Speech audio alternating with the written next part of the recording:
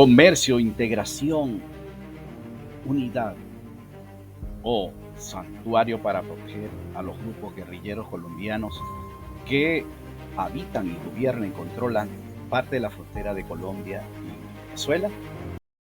Welcome to The Explainer. So today we're digging into a brand new agreement on the border between Colombia and Venezuela that has set off a huge political firestorm. On the surface, it's just a trade deal. But if you scratch a little deeper, critics are alleging it's a cover for something way more dangerous, creating a permanent, protected sanctuary for criminal and guerrilla groups. Okay, so here's how we're going to break this all down. First up, we'll look at what the agreement officially says. Then we'll get into the secrecy around it that immediately started raising red flags. After that, we're going to dig right into the biggest allegation, the whole guerrilla sanctuary thing, and see the political explosion it caused. And finally, we'll look at what critics think is really at stake here. All right, so first things first. What is this deal actually, on paper? Let's take a look at the official story. Okay, so what they've created is officially called a binational integration zone. You can basically think of it as this special economic area, spanning the border. The plan is to start it in the Táchira and Zulia regions of Venezuela. And when you look at the fine print, it all sounds pretty standard.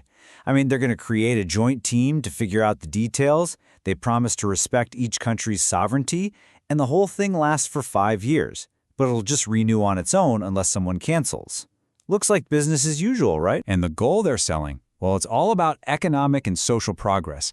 They're saying this zone is going to boost trade, bring in tourists, get production going again, and even help people get access to basic services.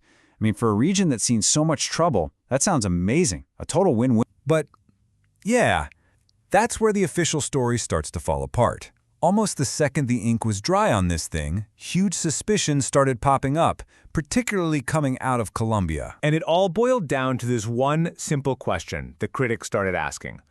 If this is really just about trade, why is it all so secret? Because a whole bunch of red flags went up right away. Okay, so check this out. First, the agreement itself was stamped confidential. Then you've got total radio silence about it from the Venezuelan government.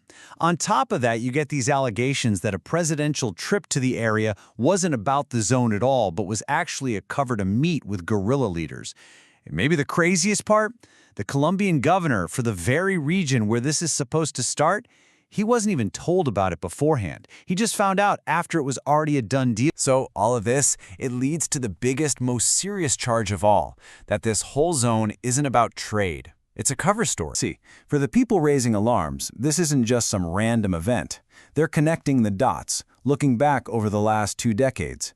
They point to a pattern where Venezuelan territory supposedly went from being just a safe haven for guerrillas to becoming a full-on, institutionalized base of operations for groups like the FARC and the ELN.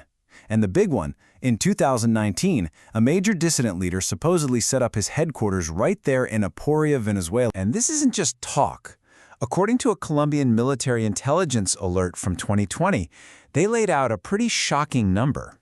They estimated that something like 70% of the leaders from the ELN and the FARC dissident groups were actually running their operations from inside Venezuela. And money, you always have to follow the money, right? Well, take a look at the economic engine that's supposedly fueling all this. A key area right inside this new peace zone, a place called El Catatumbo, is reportedly producing 15% of the entire world's cocaine. That makes it an absolutely critical spot for narco-traffickers. So the point critics are making is, these aren't just little hideouts in the jungle. The term they use is strategic sanctuaries. They're talking about full-blown operational bases, where these armed groups are basically acting like their own governments, controlling land, drug routes, and even illegal mining. So you can probably guess what happened next. You take all that secrecy, you add these really, really serious allegations, and yeah, a massive political firestorm just erupted in Colombia. And the opposition was not quiet about it. You had former Colombian President Álvaro Uribe Vélez coming out and saying it flat out. One of the very first things a new government should do is just cancel this binational zone, period. Then you had Senator Paloma Valencia basically asking the question that was on everyone's mind. hey, is this zone some kind of secret deal with the guerrillas? Part of the peace talks? Are we creating a protected area for these armed groups and, well, the regime that supports them? And Enrique Gomez from the Salvación Nacional party, he didn't mince words at all.